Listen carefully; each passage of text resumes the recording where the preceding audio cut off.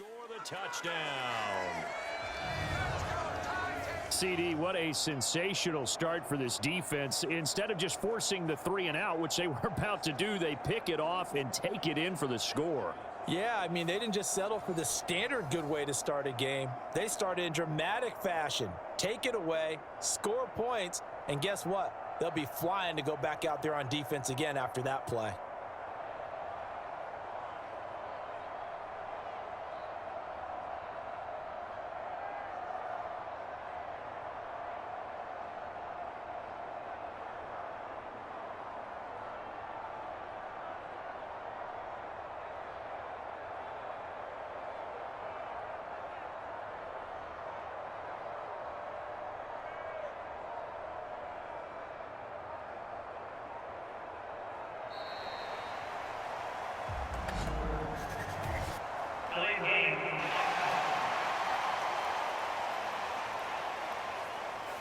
That flag accepted, and it backs the offense up a little bit.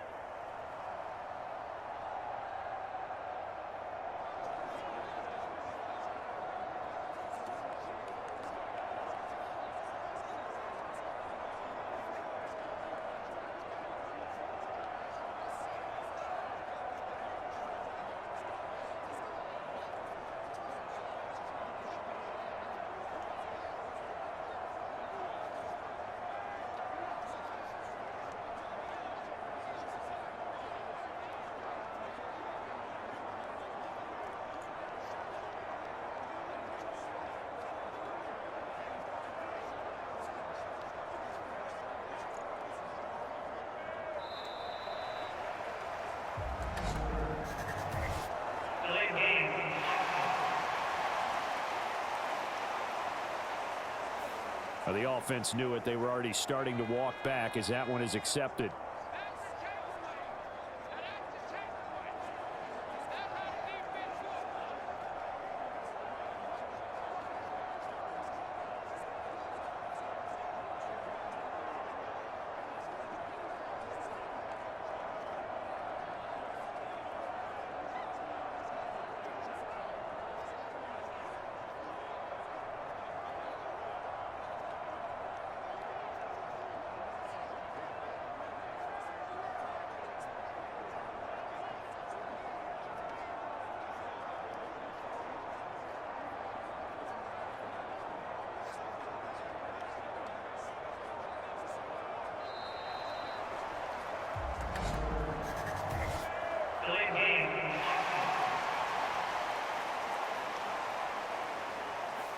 So they accept the penalty, of course, and push the offense backwards a bit. Now from the 30, it's a 47-yard extra point try. Oh, they flip it to the kicker. He looks like he's going to throw it. And he'll be out of bounds well short of the goal line, so the attempt at the fake extra point unsuccessful. Well, split the difference, and they're right where they would have been with 2 PATs. They got the two-point conversion the first time. They failed there. Interesting, isn't it? Because the first time you go after your first score, that feels like a gamble. The second time when they tried it again, that felt like, what the heck, right? Because, as you said, even if you miss it, you split the difference, and you're right on schedule at 14 points. The Titans coming back onto the field for their second drive. They find themselves in a good-sized hole here, and a good-sized hole early on in this game as they come up on first down.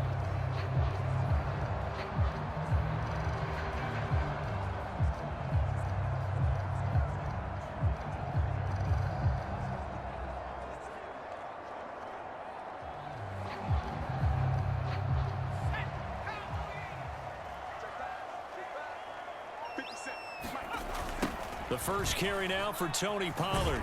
And he'll get this to the 32. Oh, that's a real nice job there by the defensive front. They just engaged and held their ground. But how about the guy who made the play? We often talk about whether they take a good first step or not. Many times you just don't take any step. Just get your feet moving, get your body going, and then once he made the read, he was able to make the play. Levis to throw it. That'll be complete to Okonkwo. 9 yards to pick up there, and it's a first down. And the tight end is certainly a position built to move the chains because they can control space underneath. If they've got good hands, then, of course, they're a dynamic target. But one other thing is they're right in the sight lines of a quarterback on just about every play, and that makes it easier for the quarterback to pick him out and deliver. Levis now off of play action. And he bats it away, and it falls down incomplete. Partner, I came into this game eager to see how they would hold up in man coverage. And on that play, they held up quite well.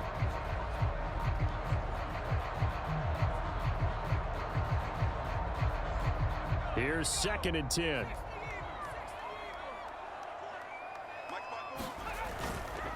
A give to Pollard running left. And not much there at all. Maybe a yard up to the 43.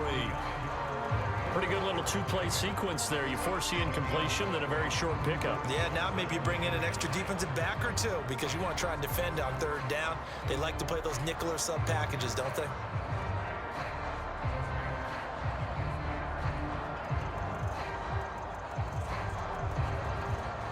They'll come up now 3rd and 9. Levis sets up to throw here. He's got his target. That's complete. He'll get this one down near the 20-yard line, just shy of the 20. That one goes for 36 yards. Seems like all the fireworks in this first quarter have been on the other sideline, but here they're saying, hey, we've got some explosive guys on our side too. And that's a big play in a game that's looking like it might be full of big plays.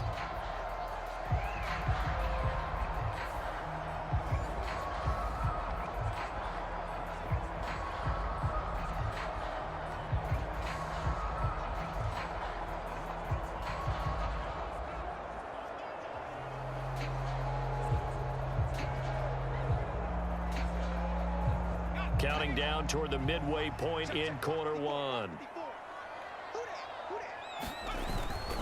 They'll go with Pollard here on 1st down. And he will lose yardage here back at the 23-yard line. He'll lose a yard there, and it's 2nd and 11. Plays like we just saw there. That's why they're up right now. And the defense, they're doing their job. Yeah, it starts with the guys up front. So when you talk with GMs who are putting together a team, a lot of them say we're going to build from the inside out because if you control the line of scrimmage, you control the rest of the ball game, and that's what we're seeing here. They're actually playing in the offense's backfield, not necessarily just playing at the line of scrimmage.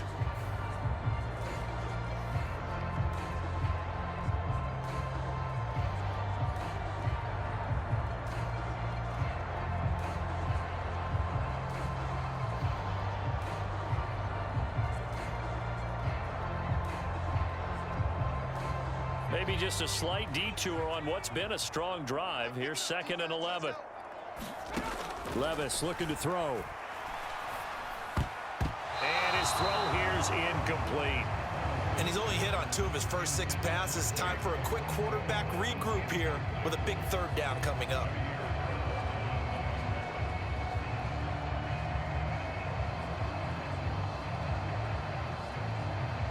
A long way to go here on 3rd down for the 8th play of the drive. Here's Levis. Got his man, Okonkwo.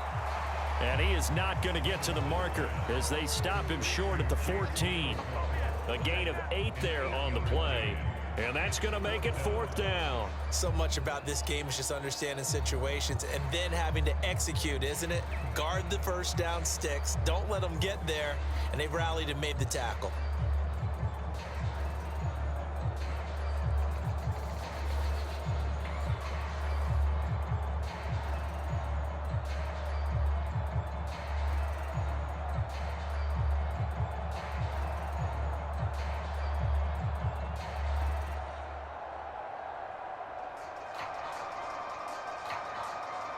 The offense is not leaving the field. They're going to stay out and go for it on 4th and 3.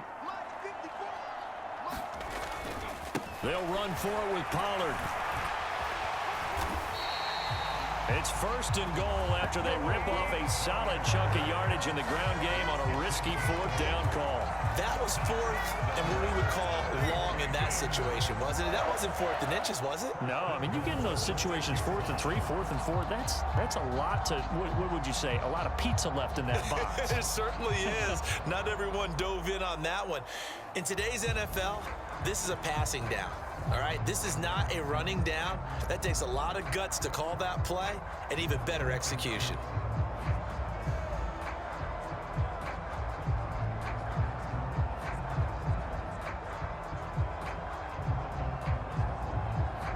First and goal, and they got to be thinking a chance to get right back into this football game.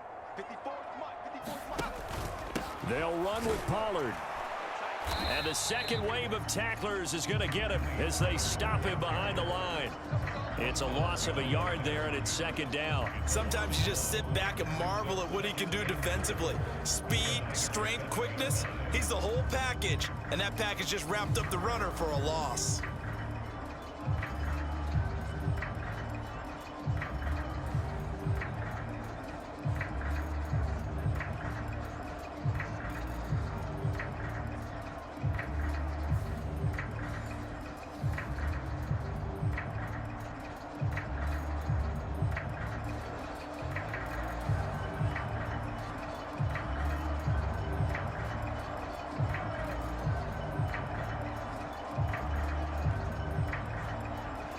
Now from the 7, here's second and goal.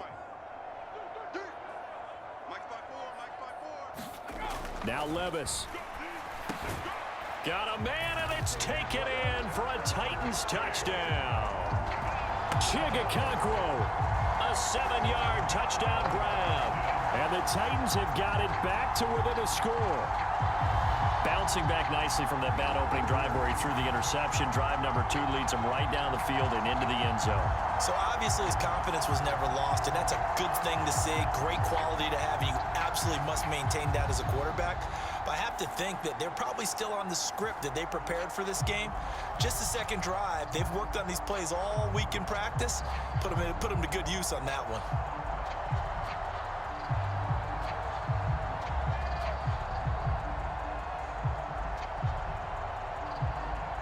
Nick Folk for the point after.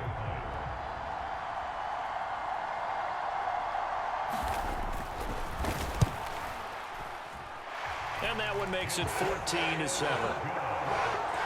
A pretty long drive that time. 11 plays all told. And it ends with a Tennessee score.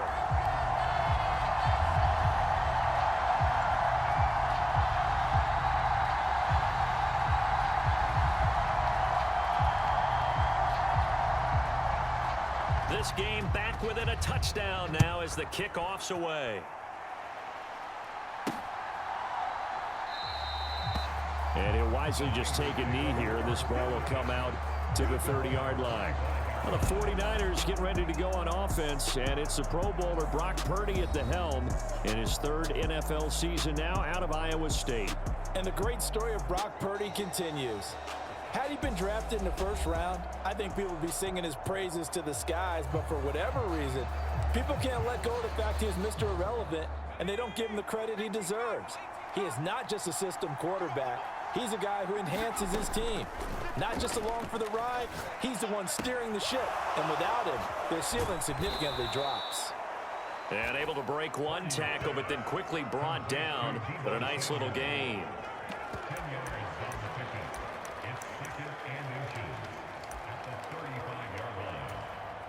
A good passing down here, and they send 3 receivers to the right of the formation on second down.